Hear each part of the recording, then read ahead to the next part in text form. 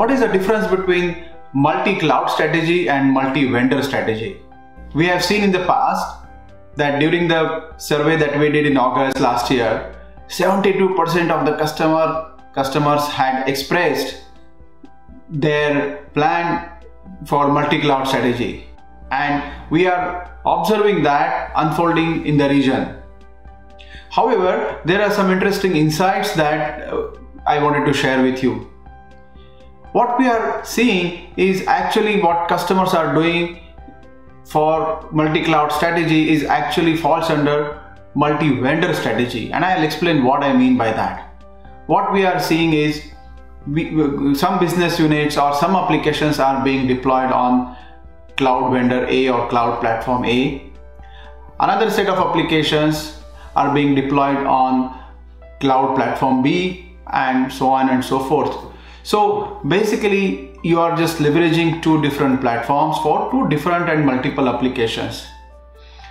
Now in this case, the benefit customers are getting is having relationship with two cloud vendors, and they are able to leverage one by commercial benefits and other by leveraging some of the cloud native services that each vendor has.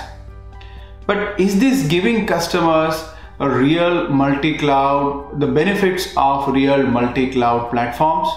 Actually not, because what are you intending to get out of multi-cloud platform strategy is, number one, a transportability of your applications across the cloud vendors. You definitely are not getting in this case. You are also looking at creating a high availability or creating a failover or creating a complete elastic model of your applications across the cloud vendors, which again you are not doing.